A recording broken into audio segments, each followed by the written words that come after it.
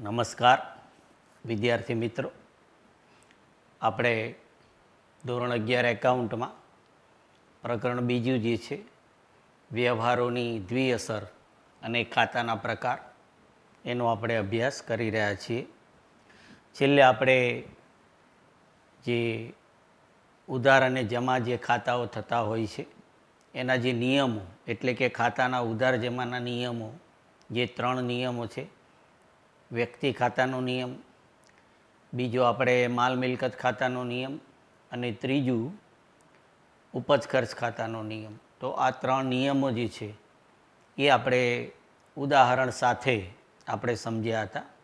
હવે આજે આપણે આગળ જે વ્યવહારોની બેવડી અસર જે શબ્દ છે તો એને આપણે સમજીશું અને સાથે સાથે સ્વાધ્યાયની અંદર જે બેવડી અસર સાથે સંકળાયેલો જે દાખલો છે એ આપણે ગણીશું.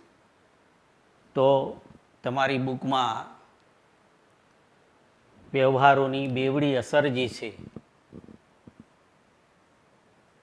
એ મુદ્દો લખો. વ્યવહારોની બેવડી અસર અને તેના તબક્કા.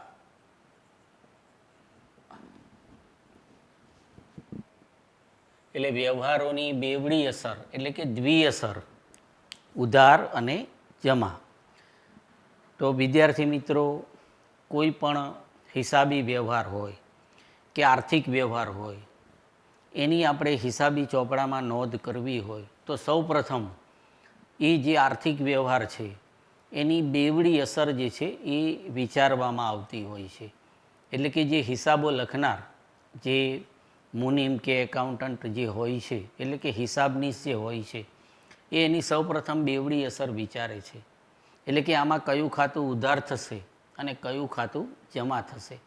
અને એ વિચાર્યા પછી એ ચોપડામાં એની સર્વપ્રથમ લેખિત નોંધ જે કહેવાય આમ નોંધ, આપણે આગળ આવશે આમ નોંધ અથવા તો પેટા નોંધ, આગળ આપણે એનું પ્રકરણ આવશે. બરાબર. તો અત્યારે આપણે કોઈ પણ હિસાબી વ્યવહાર હોય તો એ હિસાબી વ્યવહારમાં એની બેવડી અસર જે છે એ કેવી રીતે થતી હોય છે. એટલે કે એ વ્યવહારમાં કયું ખાતું બરાબર સંકળાયેલું છે, કયું ખાતું ઉધાર થાય, કયું ખાતું જમા થાય, એ આપણે પ્રેક્ટિકલ શીખવાનું છે. પણ વ્યવહારોની બેવડી અસર જે આપણે જોયું એમ, તો વ્યવહારોની બેવડી અસર છે એનો પહેલાં આપણે અર્થ લખીએ. બરાબર. કે જે હિસાબી વ્યવહાર હોય કે આર્થિક વ્યવહાર હોય, બરાબર, આર્થિક વ્યવહારમાં બરાબર ઉધાર અને જમા એમ, ઉધાર અને જમા એમ તમારી બુકમાં આ રીતે લખજો કે આર્થિક વ્યવહારમાં ઉધાર અને જમા એમ બે અસરથી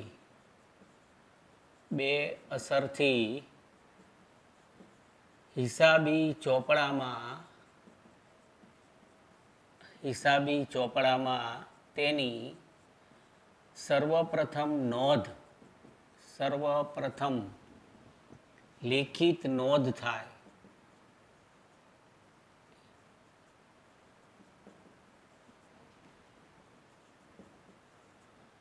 તેની વ્યવહારની જે વ્યવહાર હોય બરાબર એની બેવડી અસર અથવા તો એની દ્વિઅસર, બેવડી અસર કહેવાય છે. તો આ રીતે એનો અર્થ થશે. બરાબર. કે કોઈ પણ આર્થિક વ્યવહાર હોય એની આપણે હિસાબી ચોપડામાં નોંધ કરવી હોય એટલે કે સર્વપ્રથમ એની લેખિત નોંધ જે થતી હોય છે તો એમાં ઉધાર અને જમા એમાં કઈ બે અસર છે, એ પ્રમાણે કયું ખાતું એની સાથે સંકળાયેલું છે એ સર્વપ્રથમ નક્કી કરવામાં આવે છે. એટલે કે બે અસરથી હિસાબી ચોપડામાં જે બરાબર એની નક્કી કર્યા પછી જે એની નોંધ થાય છે તો એ બાબતને આપણે વ્યવહારોની બેવડી અસર કહીએ છીએ. એટલે બેવડી અસર એ શું છે? એક વિચારવાની બાબત છે. કોઈ પણ વ્યક્તિ, આપણે કીધું ને કે ભાઈ કોઈ પણ વ્યક્તિ હોય એ જ્યારે હિસાબો લખે તો જે દરેક આર્થિક વ્યવહાર હોય, આપણે માલ ખરીદ્યો હોય, વેચ્યો હોય, મિલકત ખરીદી હોય કે વેચી હોય, કોઈ વ્યક્તિ ખાતા સાથે સંકળાયેલો માનો કે કોઈ વ્યવહાર હોય, બરાબર, અથવા તો કોઈ ખર્ચ કે આવકનો વ્યવહાર હોય, આ બરાબર, આપણે વ્યવહારો જુદા જુદા પ્રકારના આગળ જોયા છે. તો એવો કોઈ પણ આર્થિક વ્યવહાર હોય કે હિસાબી વ્યવહાર કે નાણાકીય વ્યવહાર હોય તો એ રીતે એની બે અસર જે છે, ઉધાર અને જમા, એમ બે અસર એની જે વિચારવામાં આવે છે તો એને વ્યવહારોની બેવડી અસર તરીકે ઓળખવામાં આવે છે. એટલે જે ખાતાના આપણે ઉધાર જમાના નિયમો જે શીખ્યા એ નિયમો પ્રમાણે એની બે અસર વિચારવામાં આવે છે. એટલે એને વ્યવહારોની બેવડી અસર કહેવાય છે. હવે કોઈ પણ હિસાબી વ્યવહાર હોય એની બેવડી અસર આપણે જે વિચારી શકીએ તો એના માટેના જે તબક્કાઓ જે છે કે ભાઈ આપણે એ વ્યવહાર છે એને પહેલાં ઓળખવો પડે, બરાબર, કે ભાઈ આ આર્થિક વ્યવહાર છે કે બિન આર્થિક વ્યવહાર છે. જો આર્થિક વ્યવહાર હોય તો એની ચોપડામાં નોંધ થાય છે, જો બિન આર્થિક વ્યવહાર હોય તો એની ચોપડામાં નોંધ થતી નથી, બરાબર. તો એ રીતે એના જે વિચારવાના જે તબક્કા છે આપણે સાથે એ પણ જોઈશું, જુઓ કે ભાઈ એના તબક્કાઓ. તો આગળ આપણે ફકરો પાડીને એ રીતે લખો કે ભાઈ બેવડી અસર જે છે, બરાબર, એના તબક્કા, કે ભાઈ આપણે કોઈ વ્યવહાર છે એની બેવડી અસર આપણે કરવાની છે તો એમાં સૌથી પહેલું આપણે શું જોવાનું કે એ જે વ્યવહાર છે, બરાબર, વ્યવહાર જે છે એ આર્થિક કે બિન આર્થિક એ આપણે પહેલાં નક્કી કરવું પડે.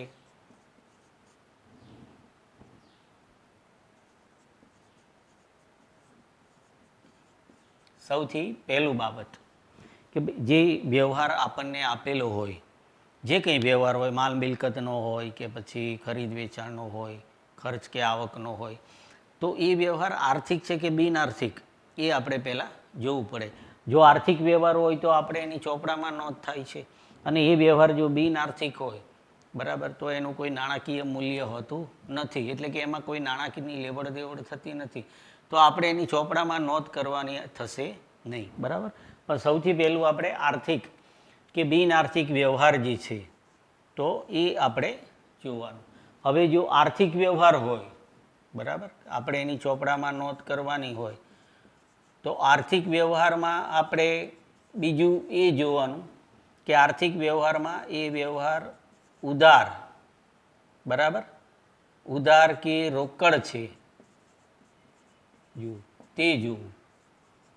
બીજું આપણે એ જોવાનું છે કે ભાઈ એ વ્યવહાર જે છે એ વ્યવહાર જો આર્થિક હોય, એટલે કે આપણે એની ચોપડામાં નોંધ કરવાની હોય, એની બે અસર થતી હોય, આર્થિક વ્યવહાર હોય એની જ બે અસર થાય, જે બિન આર્થિક વ્યવહાર છે એ તો આપણે ચોપડે નોંધાશે જ નહીં, એટલે એની બે અસર આપણે વિચારવાની નથી. પણ જે આર્થિક વ્યવહાર છે આપણે એને ચોપડામાં એની નોંધ બરાબર થાય છે, તો હવે એમાં બરાબર એ વ્યવહાર ઉધાર છે કે રોકડ છે, જુઓ એ આપણે જોવાનું છે. તો જો એ વ્યવહાર ઉધાર હશે, બરાબર, ઉધાર છે કે રોકડ એ જોવાનું. તો ઉધાર વ્યવહારમાં શું થશે કે ઉધાર વ્યવહારમાં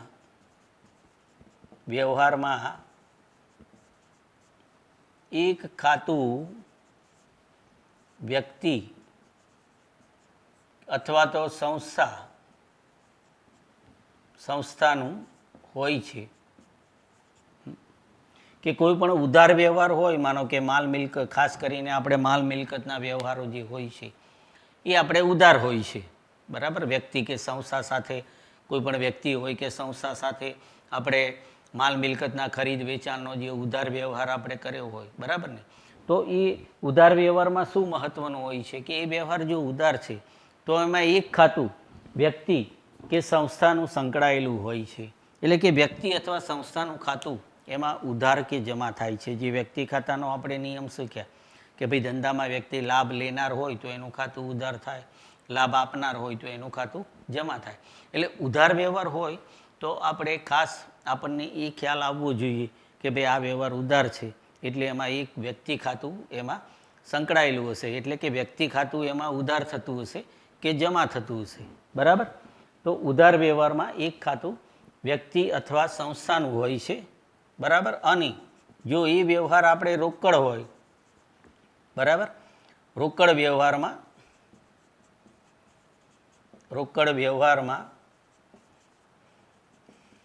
એક ખાતું રોકડ અથવા તો બેંક દ્વારા આપણે રોકડા નાણાંની માનો કે ચૂકવણી કરતા હોય ચેક દ્વારા કે એવી રીતે. બરાબર. તો રોકડ વ્યવહારની અંદર એક ખાતું આપણે રોકડ અથવા બેંકનું સંકળાયેલું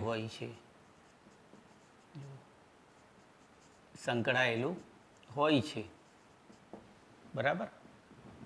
તો વ્યવહાર જે છે એમાં આપણે બીજું સ્ટેપમાં શું છે કે પહેલું આપણે આર્થિક વ્યવહાર છે કે બિન આર્થિક એ નક્કી કર્યું. હવે જો આર્થિક વ્યવહાર હોય તો એમાં એક ખાતું આપણે, બરાબર, આર્થિક વ્યવહારમાં આપણે પહેલું એ જોવાનું કે એ વ્યવહાર ઉધાર છે કે રોકડ છે. જો ઉધાર વ્યવહાર હોય તો આપણે મગજમાં એ વસ્તુનો ખ્યાલ રાખવાનો કે ભાઈ ઉધાર વ્યવહારમાં એક વ્યક્તિનું ખાતું સંકળાયેલું હોય છે. બરાબર. એટલે કે એક ખાતું, બરાબર, એ વ્યક્તિનું હોય એટલે કે વ્યક્તિનું ખાતું ઉધાર થતું હોય કે જમા થતું હોય.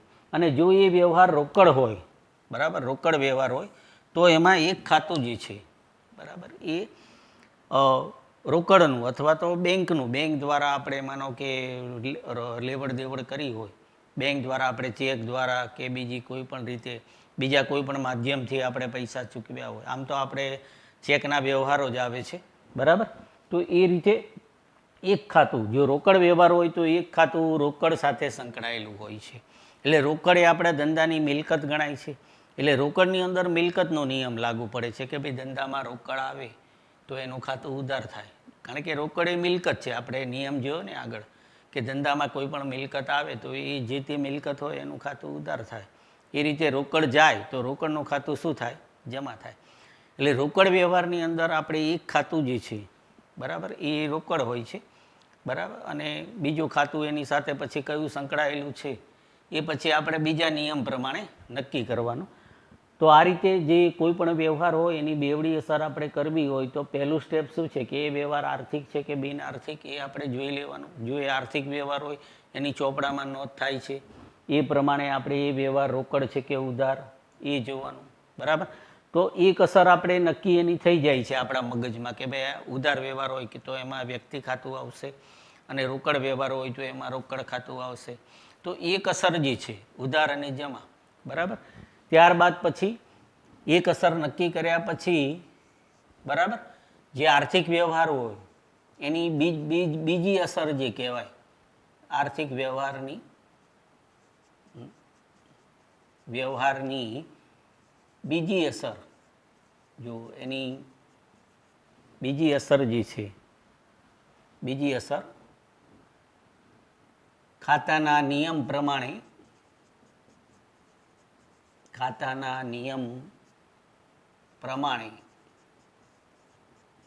નક્કી થાય છે, એમ નક્કી કરવી. તો આ 3 સ્ટેપ થયા. જો બરાબર કે પહેલું આપણે એ વ્યવહાર આર્થિક છે કે બિન આર્થિક એ નક્કી કરવું, પછી રોકડ છે કે ઉધાર, આર્થિક વ્યવહાર હોય તો એ રોકડ છે કે ઉધાર એ આપણે નક્કી કરીએ એટલે તરત આપણા મગજમાં એ વસ્તુ આવી જાય કે ભાઈ આ વ્યવહાર ઉધાર છે એટલે એક અસર, બરાબર, ઉધાર કે જમા અસર છે એ વ્યક્તિ ખાતાની આવશે. જો રોકડ વ્યવહાર હોય તો એક અસર રોકડ ખાતાની આવશે. એટલે ગમે તે એક અસરનો આપણને ખ્યાલ આવી જાય છે. બરાબર. ધારો કે આપણને ઉધાર અસરમાં વ્યક્તિનું ખાતું માનો કે ઉધાર થતું હોય તો પછી આપણે જમા અસરનું વિચારવાનું કે ભાઈ આમાં તો વ્યક્તિનું ખાતું ઉધાર થાય છે તો હવે જમા અસર શું થશે. તો એ રીતે આર્થિક વ્યવહારની જે બીજી અસર છે એ ખાતાના જે નિયમ, બીજો નિયમ જે કંઈ લાગુ પડતો હોય એ પ્રમાણે એની બીજી અસર જે છે એ નક્કી કરવામાં આવે છે. આમ દરેક વ્યવહારની આપણે જ્યારે 2 અસર કરીએ ત્યારે આપણે એની 2 અસર પહેલાં વિચારવાની છે અને વિચાર્યા પછી એના આધારે આપણે નક્કી થાય છે કે ભાઈ આમાં કયું ખાતું ઉધાર થશે, કયું ખાતું જમા થાય છે. અને ત્યારબાદ પછી હિસાબી ચોપડામાં એની સર્વપ્રથમ જે લેખિત નોંધ હોય એટલે કે આમ નોંધ છે કે પેટા નોંધ એ આપણે થાય છે. તો આપણે થિયરિકલી આ જે બેવડી અસર જે શબ્દ છે તો એને આપણે સમજ્યા, બરાબર. તો હવે આપણે પ્રેક્ટિકલ દાખલો જે છે સ્વાધ્યાયની અંદર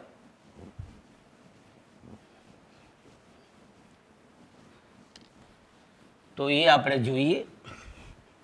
તમારા પાઠ્યપુસ્તકમાં જુઓ, સ્વાધ્યાય જે આપેલું છે પેજ નંબર 49 ઉપર સ્વાધ્યાય છે. પેજ નંબર 49 જુઓ, એમાં સ્વાધ્યાય આપેલું છે. તો વિદ્યાર્થી મિત્રો જુઓ, સ્વાધ્યાય જે આપણે શરૂ કરીએ તો એ માટે ખાસ જે સ્વાધ્યાયમાં આપણે પહેલો પ્રશ્ન છે વિકલ્પોવાળો, બરાબર. 4 વિકલ્પ આપેલા છે. તો એ વિકલ્પ જે છે એ સમજી અને તમારી બુકમાં ખાસ પહેલો પ્રશ્ન લખી નાખજો, વિકલ્પો સાથે જવાબ એનો. પછી બીજો પ્રશ્ન જે છે એક વાક્યમાં જવાબ આપો. એમાં બધા ટૂંકા પ્રશ્નો છે જે પરીક્ષામાં આપણે પૂછાતા હોય છે, એકમ કસોટી પણ આપણે આવે જ છે. તો એ રીતે પણ તમે ખાસ, બરાબર, કસોટીની અંદર આ જે ટૂંકા પ્રશ્નો છે એમાંથી જ પ્રશ્ન પૂછાશે. એટલે ખાસ જે બધા પ્રશ્નો છે કે બેવડી અસર એટલે શું, જુઓ પહેલો જ પ્રશ્ન છે, બરાબર. તો બેવડી અસર આપણે હમણાં જ શીખ્યા કે ભાઈ વ્યવહારોની બેવડી અસર શું. એટલે કોઈ પણ આર્થિક વ્યવહાર હોય તો એમાં જે એક ખાતું ઉધાર અને એક ખાતું જમા થતું હોય એની જે અસર હોય એને વ્યવહારોની બેવડી અસર કહેવાય છે. કારણ કે આપણે દ્વિનોંધી નામા પદ્ધતિ જે છે, નામું લખવાની જે પદ્ધતિ છે એમાં ઉધાર અને જમા એમ 2 અસરથી નામું લખવામાં આવે છે. એટલે કોઈ પણ આર્થિક વ્યવહારની અંદર ઉધાર અસર અને જમા અસર એમ 2 અસરથી એ આર્થિક વ્યવહારની હિસાબી ચોપડામાં નોંધ થાય છે, બરાબર. એ પ્રમાણે એને બેવડી અસર કહેવાય છે. તો આ પ્રશ્નોના જે જવાબ છે એ પણ ખાસ લખી નાખજો, પહેલો પ્રશ્ન અને બીજો પ્રશ્ન. જે બીજા મોટા પ્રશ્નો છે એ બધા થિયરિકલી આપણે જે બધી થિયરી તમે લખી છે તો એ બધા એમાં મોટા પ્રશ્નો આપણે, બરાબર, આપણે શીખ્યા છીએ. એટલે કે ખાતાના પ્રકાર છે, તો આ બધા જે પ્રશ્નો છે, ખાતાના ઉધાર જમાના નિયમો, પછી વાઉચર તો એના પ્રકાર, આ બધું આપણે થિયરિકલી શીખ્યા જ છીએ. તો ખાસ પહેલો અને બીજો પ્રશ્ન જે છે એ હોમવર્કમાં પછી તમે લખી નાખજો. પણ અત્યારે હવે આપણે જે સ્વાધ્યાયમાં તમારે પેજ નંબર 50 ઉપર દાખલા નંબર પહેલો જે 4 છે એ પ્રેક્ટિકલ. હવે આપણે જે બેવડી અસરની વાત કરી તો એમાં જુઓ જે સૂચના છે એ તમે પહેલાં લખી નાખો કે નીચેના વ્યવહારો નીલિમાના ચોપડે કયા ખાતે ઉધાર અને કયા ખાતે જમા કરશો તે કારણ સહિત જણાવો, બરાબર. તો એ રીતે આપણે ચોથો દાખલો જે છે એની સૂચના લખી નાખો પહેલાં તમારી બુકમાં. પેજ નંબર 50 ઉપર છે, જુઓ સ્વાધ્યાયની અંદર પેજ નંબર 50 અને દાખલા નંબર 4. તો એની અંદર જે આપણને કીધું છે, જુઓ, બરાબર, કે ભાઈ નીચેના વ્યવહારો નીલિમાના ચોપડે કયા ખાતે ઉધાર અને કયા ખાતે જમા થશે તે કારણ સહિત જણાવો. એટલે કે એની અસર જે કહેવાય ને, કે ભાઈ એનું કારણ જે છે એની અસર છે કે ભાઈ આ અસરથી આ ખાતું ઉધાર થાય કે આ અસરથી આ ખાતું જમા થાય. તો ચોથો દાખલો જે છે એ આપણે ગણીએ છીએ, સૂચના તમે લખી નાખી હશે. અને જુઓ, જ્યારે પણ તમે પરીક્ષામાં પણ દાખલો ગણો ત્યારે દરેક વ્યવહાર લખી અને પછી એની 2 અસર લખવાની, જેમ આપણે અહીંયા ગણીશું. ચોથો જે દાખલો છે ઉધાર અને જમા અસર આપણે એમાં બતાવવાની છે. હું અહીંયા ટૂંકમાં લખું છું ઉપર, બરાબર, ઉધાર અને જમા અસર. તો એ પ્રમાણે અસર પ્રમાણે કયું ખાતું ઉધાર અને કયું ખાતું જમા થશે એ આપણે જોઈશું. જો સૌ આ રીતે પહેલો જે વ્યવહાર આપણને આપેલો છે કે ₹50,000 રોકડા લાવી ધંધો શરૂ કર્યો, જુઓ, બરાબર. પહેલો વ્યવહાર આ રીતે વ્યવહાર લખો પહેલાં કે ભાઈ ₹50,000 જે છે એ રોકડા લાવી ધંધો શરૂ કર્યો, જુઓ. તો આ સૌથી પહેલો વ્યવહાર જુઓ, આપણને ધંધાનો જે માલિક છે અહીંયા, બરાબર, અહીંયા આપણે નીલિમા નામ છે, તો ધંધાનો જે માલિક છે એનો વ્યવહાર આપણને આપેલો છે. એટલે કે ધંધાની જે માલિક છે નીલિમા એણે 50,000 રૂપિયા રોકડા લાવી અને ધંધો શરૂ કર્યો. એટલે આને શરૂઆતનો વ્યવહાર કહેવામાં આવે છે. બરાબર. તો ધંધો જે શરૂ કર્યો એણે, જે નીલિમા છે ધંધાની માલિક, બરાબર, એ ધંધામાં 50,000 રૂપિયા રોકડા લાવી. હવે આની આપણે બે અસર વિચારવાની છે. જુઓ, હવે જે વ્યવહાર છે કે ભાઈ રૂપિયા 50,000 રોકડા લાવી એણે ધંધો શરૂ કર્યો, તો આ વ્યવહાર આપણે નાણાકીય વ્યવહાર છે. એટલે કે ધંધામાં 50,000 રૂપિયા રોકડા આવ્યા છે. બરાબર. એટલે કે આર્થિક વ્યવહાર છે. જે હમણાં આપણે સ્ટેપ લખ્યા ને કે ભાઈ વ્યવહાર હોય તો પહેલાં આપણે એને ઓળખી લેવાનો. આ બિનઆર્થિક વ્યવહાર નથી. જુઓ કે ધંધાની જે માલિક છે એ ધંધો શરૂ કરવા માટે 50,000 રૂપિયા રોકડા લાવી છે. એટલે આ જે વ્યવહાર છે એનું નાણાકીય મૂલ્ય શું છે? 50,000. બરાબર. એટલે કે આપણે એને નાણાંના મૂલ્યમાં માપી શકીએ છીએ કે ભાઈ ધંધાની અંદર 50,000 રૂપિયા રોકડા આવ્યા, રોકડ આવે છે. જુઓ, એટલે વ્યવહાર આર્થિક છે. હવે આર્થિક વ્યવહાર છે તો હવે આપણે એ બીજું એ જોવાનું કે ભાઈ આ વ્યવહાર ઉધાર છે કે રોકડ છે. હા, તો આપણે અહીંયા આપણને કીધું જ છે. જુઓ, રોકડ શબ્દ આપેલો જ છે. આપણે જે ઉધાર વ્યવહાર અને રોકડ વ્યવહારને ઓળખવાની શરતો આપણે શીખ્યા છીએ. તો જે વ્યવહારમાં રોકડ શબ્દ આપેલો હોય એને રોકડ વ્યવહાર કહેવાય. બરાબર. તો આ વ્યવહાર રોકડ છે એટલે કે આમાં રોકડ આવે છે. જુઓ, હમણાં જ મેં આપણને વાત કરી કે ભાઈ ધંધા રોકડ, હવે રોકડ આવે છે તો રોકડ એ ધંધાની મિલકત છે. એટલે કે ધંધાની જે માલિક છે એ ધંધામાં રોકડ લાવી છે. તો ધંધામાં એ રોકડ લાવી છે એટલે કે રોકડ આવે છે, મિલકત આવે છે. મિલકત આવે એટલે એનું ખાતું ઉધાર થાય. તો એનો મતલબ શું થયો કે આ જે વ્યવહાર છે એની બેવડી અસરમાં આપણે જે ઉધાર અને જમા અસર આપણે કરવાની છે. તો આમાં ઉધાર અસર શું આવશે કે ભાઈ ધંધામાં રોકડ આવે છે એટલે રોકડનું ખાતું ઉધાર થશે. બરાબર. એટલે આપણે ઉધાર અસર આપણને ખબર પડી. તો હવે આપણે જમાની અસર વિચારવાનું કે ભાઈ ધંધામાં રોકડ આવી તો એ લાવ્યું કોણ? આપનાર કોણ છે? બરાબર. ધંધામાં રોકડ આવી તો કોઈ વ્યક્તિ આપનાર હોય તો જ આવી ને. તો હવે આપનાર કોણ છે? ધંધાની માલિક. આપણને કીધું જ છે કે ભાઈ ધંધા, બરાબર, આ જે વ્યવહાર છે 50,000 રૂપિયા રોકડા લાવીને એણે ધંધો શરૂ કર્યો, તો એ રોકડ લાવનાર કોણ? માલિક છે. એટલે માલિક છે એનું ખાતું આવે. તો આપણે આગળ શીખ્યા છીએ ધંધામાં માલિકના આપણે બે ખાતા હોય, મૂડી ખાતું અને ઉપાડ ખાતું. એ ખાસ યાદ રાખવાનું તમારે. બરાબર. તો જો ધંધાનો માલિક આપનાર હોય તો એ એના માટે મૂડી ખાતું કહેવાય કે ભાઈ ધંધાનો માલિક છે એ ધંધામાં મૂડી લાવી એટલે એનું મૂડી ખાતું છે આપનાર તરીકે. એટલે જમા અસર છે એમાં વ્યક્તિ ખાતાનો નિયમ લાગુ પડશે કે ભાઈ ધંધામાં વ્યક્તિ લાભ આપનાર હોય તો એ વ્યક્તિનું ખાતું જમા થાય. તો અહીંયા ધંધામાં લાભ આપનાર કોણ છે? ધંધાની માલિક. બરાબર, નીલિમા. તો નીલિમાનું મૂડી ખાતું શું થશે? જમા થશે. બરાબર. તો આ રીતે આપણે એની બે અસર પહેલાં વિચારવાની છે કે ભાઈ કયું ખાતું ઉધાર થશે અને કયું ખાતું જમા થશે. તો આ જે પહેલો વ્યવહાર હતો એ આપણે રોકડ વ્યવહાર છે, આર્થિક વ્યવહાર છે એ પણ કહેવાય. બરાબર. તો રોકડ વ્યવહાર છે તો ધંધામાં રોકડ આવે છે તો ઉધાર અસરમાં શું આવશે કે ધંધામાં રોકડ આવે છે એટલે રોકડ ખાતું ઉધાર થાય.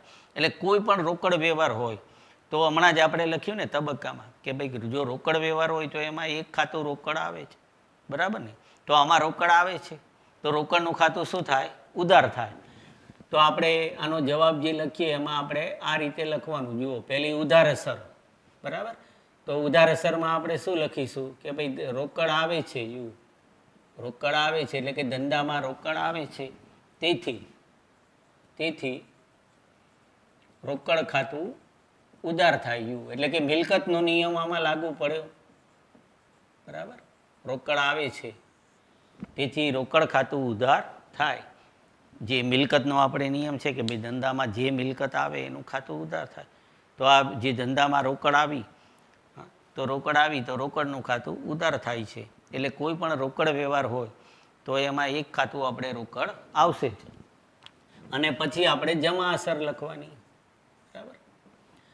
એટલે જમા અસરમાં આપણે જોયું કે ભાઈ 50,000 રૂપિયા રોકડ આવે છે એ ઉધાર અસર. તો રોકડ આવી તો આપનાર કોણ છે? ધંધામાં લાભ આપનાર કોણ છે? માલિક. બરાબર. માલિક આપનાર છે તો માલિકનું મૂડી ખાતું શું થશે? જમા થશે. કે માલિક છે એ આપનાર છે તેથી મૂડી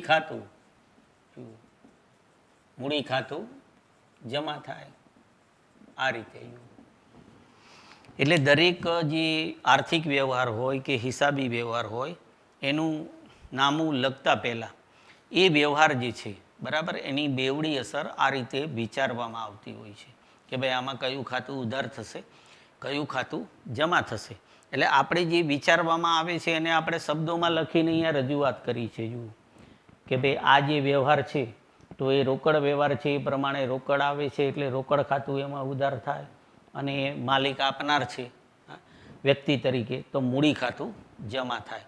તો આ નક્કી કરી અને પછી એની ચોપડામાં નોંધ થાય છે. બરાબર, તો આ એક વિચારવાની બાબત છે. અને દરેક જો આર્થિક વ્યવહાર હોય તો આપણે પહેલી બે અસર વિચારી લેવાની. બરાબર, પહેલી અસર ઉધાર અને બીજી અસર જમા.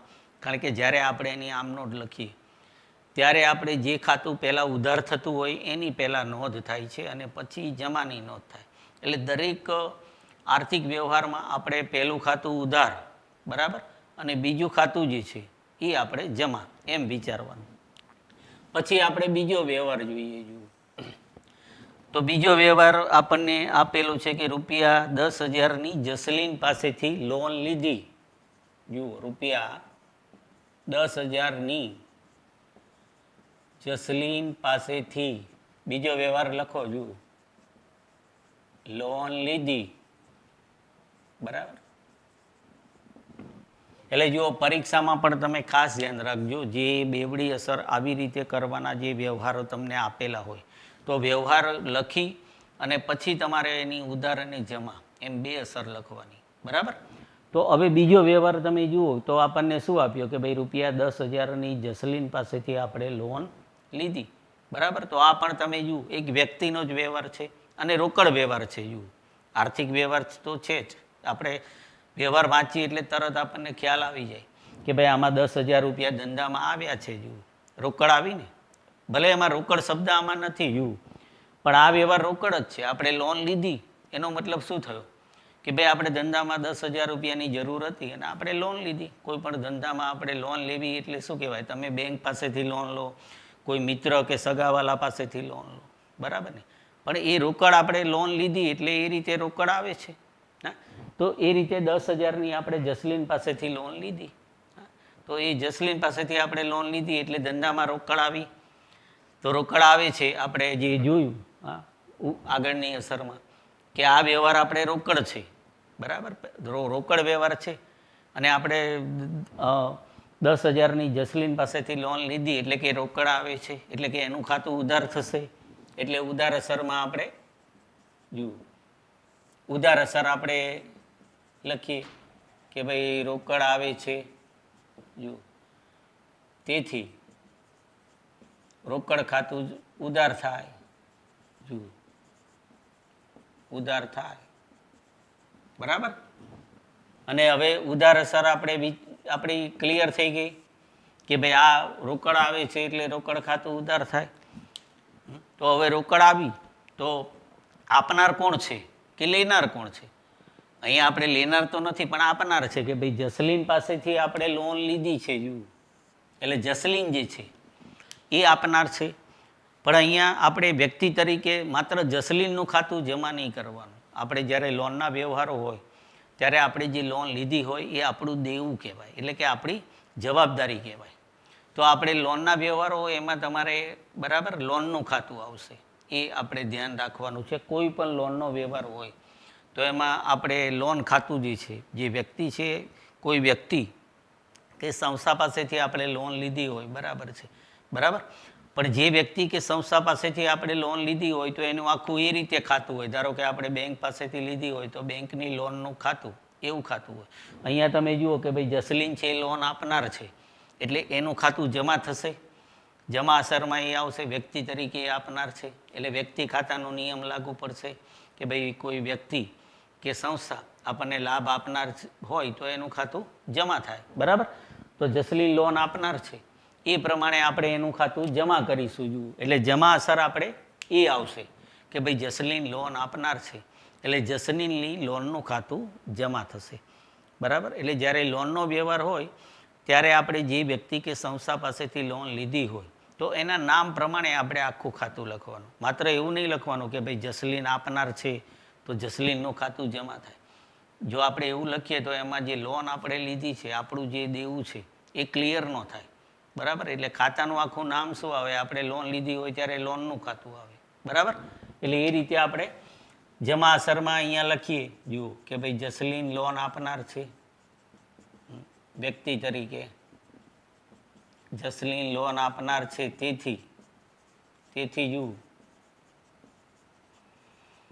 જસલીનની લોનનું ખાતું, જુઓ જસલીનની લોનનું ખાતું જમા થાય. બરાબર. એટલે જુઓ લોનનો કોઈ પણ વ્યવહાર હોય તો આપણે ખ્યાલ રાખવાનો. બરાબર.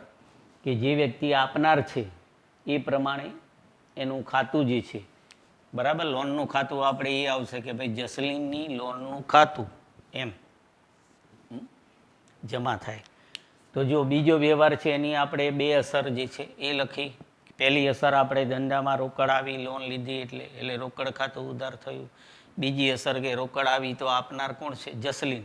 તો જસલીન લોન આપનાર છે, તેથી જસલીનની લોનનું ખાતું જમા થાય. તો આ રીતે આપણે કારણ સાથે જે દાખલામાં આપણને કીધું ને કે ભાઈ નીચેના જે વ્યવહારો છે એમાં કયું ખાતું ઉધાર અને કયું ખાતું જમા, કારણ સાથે જણાવો. તો આપણે એ રીતે આપણે કારણ અહીંયા બરાબર જે છે, જે ખાતું ધારો કે રોકડ ખાતું ઉધાર થયું તો એનું કારણ શું? કે રોકડ આવે છે. બરાબર. અહીંયા આપણે જસલીન છે એની લોનનું ખાતું છે એ જમા થયું તો કારણ શું? કે ભાઈ એ જસલીન છે એ લોન આપનાર છે, એ કારણ આવી જાય આમાં. બરાબર. આ રીતે આપણે લખવાનું છે. જુઓ પછી આપણે ત્રીજો વ્યવહાર આગળ લઈએ. જુઓ ત્રીજો વ્યવહાર આપણને કીધો ₹30,000 આપણે બેંકમાં ભરી ખાતું ખોલાવ્યું. જુઓ ત્રીજો વ્યવહાર લખો કે ₹30,000 આપણે બેંકમાં ભરી જુઓ ખાતું ખોલાવ્યું. જુઓ તો હવે આ વ્યવહાર જુઓ સૌથી પહેલાં તો આપણે આર્થિક વ્યવહાર તો છે જ, કારણ કે આપણે બેંકમાં આપણે ખાતું ખોલાવ્યું, બેંકમાં આપણે ₹30,000 રોકડા ભર્યા. હા, રોકડ આપણી જાય છે. જુઓ તરત કે ભાઈ રોકડ આમાં જાય છે એટલે મિલકતનો નિયમ લાગુ પડ્યો. રોકડ આવે મિલકત તરીકે તો એનું ખાતું ઉધાર થાય. આપણે આ બે વ્યવહારમાં જુઓ રોકડ આવે છે તો એનું ખાતું ઉધાર થયું. પણ હવે અહીંયા રોકડ જાય છે. જુઓ અહીંયા શું છે કે ભાઈ ₹30,000 છે એટલે કે આ વ્યવહાર રોકડ છે એટલે એક ખાતું રોકડ આવશે એમાં કે ભાઈ આમાં રોકડ જાય છે તો રોકડનું ખાતું શું થાય છે? જમા. બરાબર. જો રોકડ આવે તો એનું ખાતું ઉધાર થાય. આપણે ઉપર બતાવ્યું ને ઉધારમાં. હવે રોકડ જાય છે તો એ તો જમા થશે. તો હવે આપણે ઉધારનું વિચારવાનું. બરાબર. પહેલાં એ નક્કી કરવાનું કે ભાઈ આપણે જમા ખાતું તો આપણને ખબર પડી ગઈ કે ભાઈ આમાં રોકડ જાય છે એટલે એનું ખાતું જમા થશે. આપણે રોકડ જાય છે તો રોકડ આપણે આપી કોને? બેંકને. બરાબર. તો બેંકમાં આપણે ભરી છે, બેંક લેનાર છે વ્યક્તિ તરીકે એટલે બેંક લેનાર છે. જુઓ આ બેંક લેનાર છે, બેંકમાં આપણે ભર્યા તો બેંક લેનાર છે એટલે બેંકનું ખાતું શું થશે? ઉધાર થશે.